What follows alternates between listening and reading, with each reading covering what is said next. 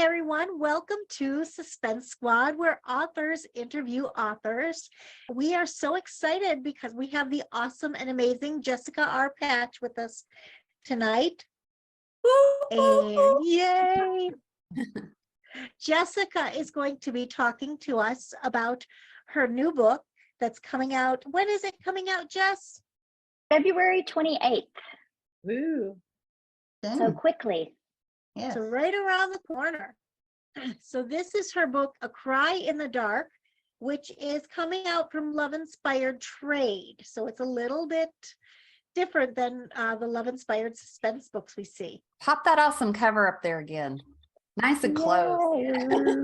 Isn't that great? Yes. Love So it. this is I love the Violet's purple. story. And it took me about 3 months to put together that they did it purple on purpose because it's Violet. So I'm brilliant like that. So and it was just kind of like, duh, everybody else knew that. So there's my brilliance for you today. Hopefully the writing's better than that. So here's the back cover for you guys. Deep in the Kentucky hills, 3 women have been found brutalized and murdered. But the folks in Night Holler have their own ways and their own laws, and they're not talking. Led to an isolated Appalachian mountain town by a trail of disturbing murders, FBI Special Agent Violet Rainwaters determined to catch a serial killer with a twisted agenda. With locals refusing to reveal their secrets, Violet's only ally is Detective John Orlando. But even John has an ulterior motive. He's convinced this case is connected to his wife's murder. As they dig deeper, Violet uncovers a link to her own unresolved past. For years, she's worked the cold case of her mother's abduction, which had led to her birth. The need to look into the eyes of the sinful man who fathered her consumes Violet. Until she can, she'll never have peace, because she's terrified she might be exactly like him. In this chilling novel, when the present collides with Violet's mysterious past and John's tragic loss, they must unravel the warped, sinuous connections before the killer strikes again. But solving the case might not be nearly as terrifying as the possibility that Violet's finally found her roots. Ooh. Oh no. I don't know. I'm not telling you. Gotta read it to find out. I don't know. I haven't read the book. Well, we're going to have to all read that one. Yeah. Can't wait till it comes out. So you know how this goes, Jessica. We've got some questions for you.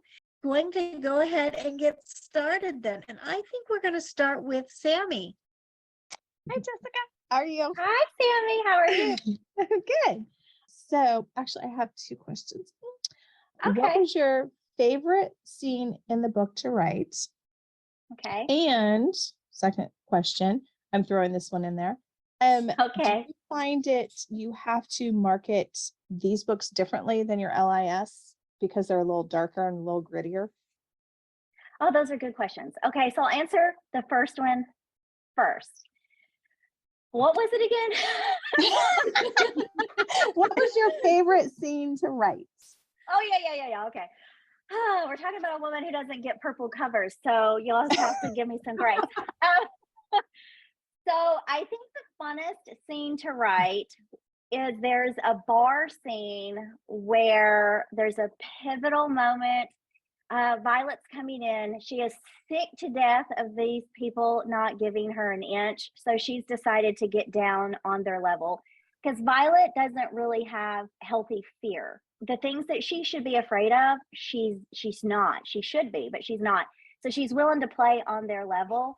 And that makes her very unpredictable and very unagent-like. And that was such a fun scene to write because we get to see her be a little cold and calculated, but then we also see a compassionate side because there's a child in the bar that she's going to rescue. So we see that she has a lot of dimension and complexity.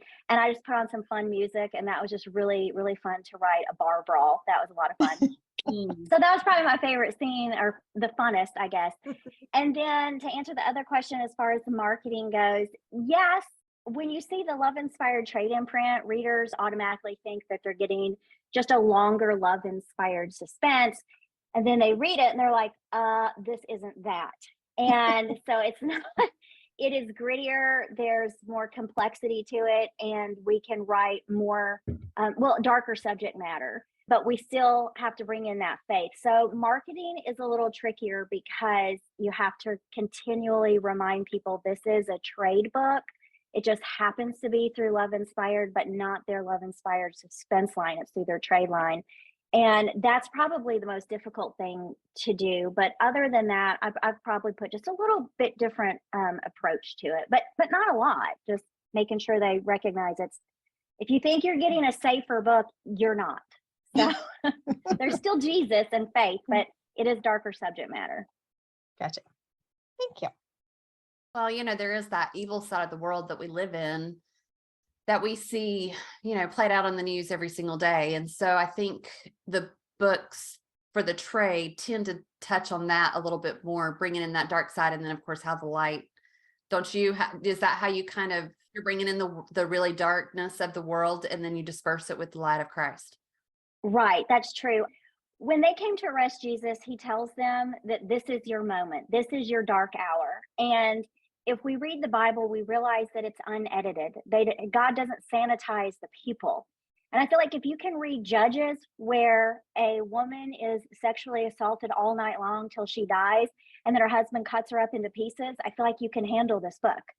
I mean, because the Bible is unedited, it's unsanitized. There's that moment of darkness. You get one moment, and then light's going to shine, and hope is going to come, and redemption and rescue. And so I don't shy away from the dark parts because the Bible doesn't. That's a good point. That's really good. All right, we're going to move on to Darlene. Hi, Jessica. I have read this book and it is awesome. Cheater, cheater, cheater. Loved it, loved it, loved it. I love that you're shining your light for Christ. Thank I you. really do. Thank you. So my question is, which comes first when you start a new book, the plot or the characters? That's a great question. And it's different for every book. Sometimes, like with Her Darkest Secret, I woke up with the prologue. So it was the plot. With this story, I had to know who Violet was and what she wanted. And then I figured out the plot from her. So it just depends on the book. Okay. So do you like interview your characters? Is that how you figure out what they're all about? Like ask, not No. interview. Just go into. They just tell me who they are. I don't do a character You don't have sheet to ask, they just tell you. I don't sketch anything out. They just kind of start telling me who they are, and then once I know what their goal is and what their motivation is, which they tell me pretty quickly, then the rest of who they are just kind of comes out in the story. It's a surprise to me as well as it is anybody else. So she was very much a surprise. All the little things that piqued readers' interest piqued my interest too. They just went on the page. And I'm like, well, that's interesting. And then when it was time to write her story, I had to go back to Her Darkest Secret because I'm like, well, I don't really know what she did in that book. So I don't really remember. So then I realized I wrote down all the things that she said or did, and then I had to work from there. I had to move out from there. That was just all just in the moment kind of things that stuck. And that's usually how it works for me. Okay, cool. All right. How about if we move on to Shannon? All righty. So, Miss Jess, which character was your favorite to write and why? Oh, let's see. My favorite.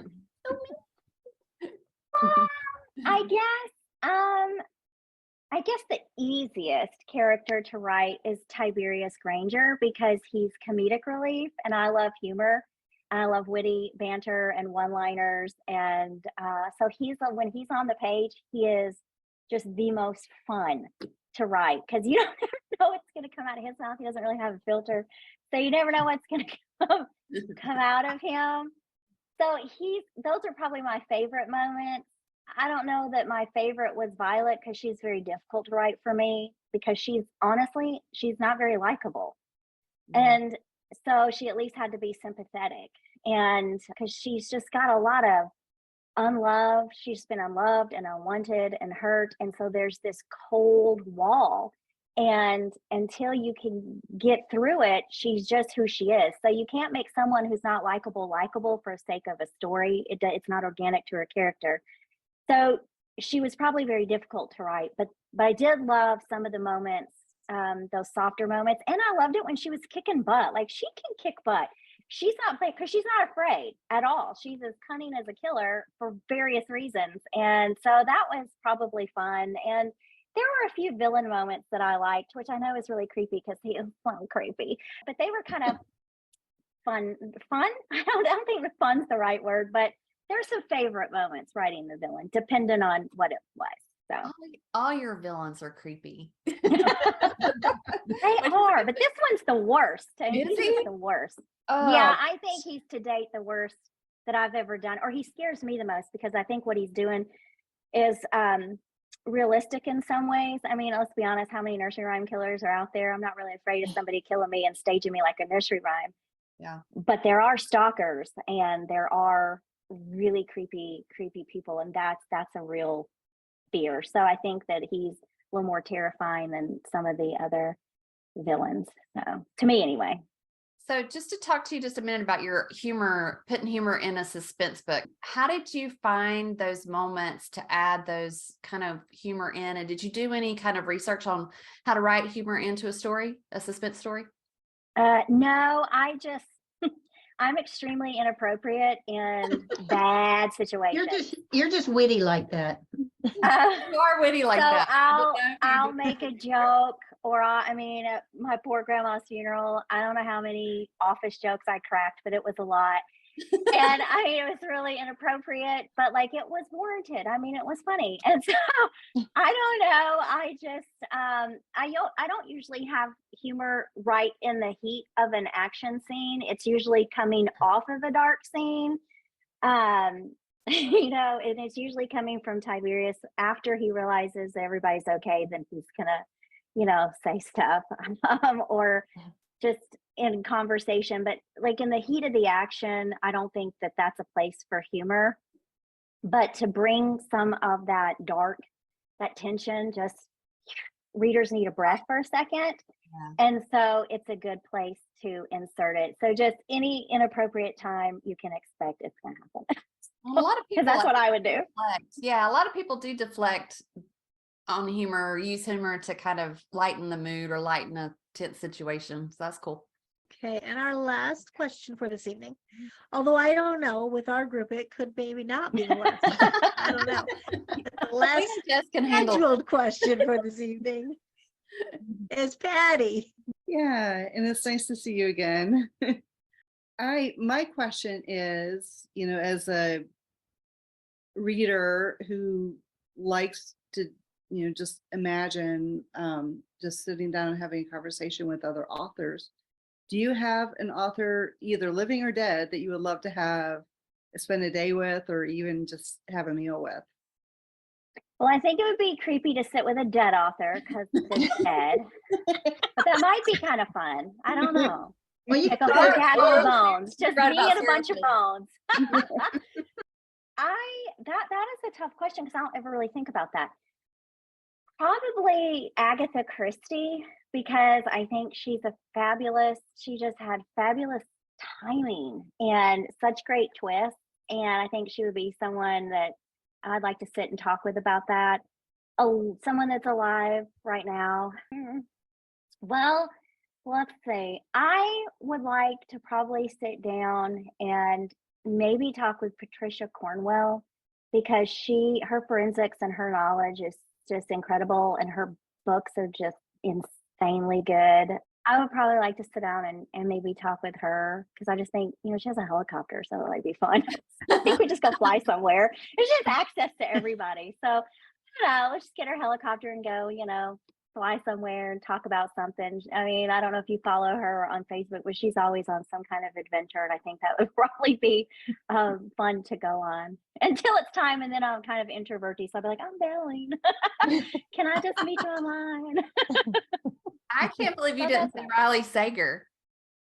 Well, the reason I didn't say Riley Sager is because I've got to meet Riley Sager. and listen to him talk, and it was amazing and fun, and we had such a good time, and we were sitting there, and it was really cool because my friend Jill Kemmer, I know you guys know Jill Kemmer, she leaned over and she said, "You guys kind of plot similar." I'm like, "Right, but he's better than me, so I'll just have to keep working at it." So Jessica, hold that book up again one more time, please. Our purple book with the purple cover for Violet will be out in stores on February 28th. Right. I haven't read this one, but I am so looking forward to it. But I have to remind myself that I can't read it before bed, Right. because if it's creepier than your other book, can't is. read it before bed. But My mom uh, just read it. What'd she Go say? ahead, Dana. Well, I love listening to her talk because she thinks she has it figured out. She's a pretty good guesser. And I don't tell her either way, but she did not have any of it correct. And so that was pretty cool. But she said, "This is," well, first she asked, she said, "Did you model this lady after your grandma?" I said, "No, ma'am." I did not. I did not. And she said, "Okay, I was just wondering." But she said that Violet's her favorite heroine that I've done, and that this villain is the worst that I've ever done. And she's a little scared that, I'm her kid.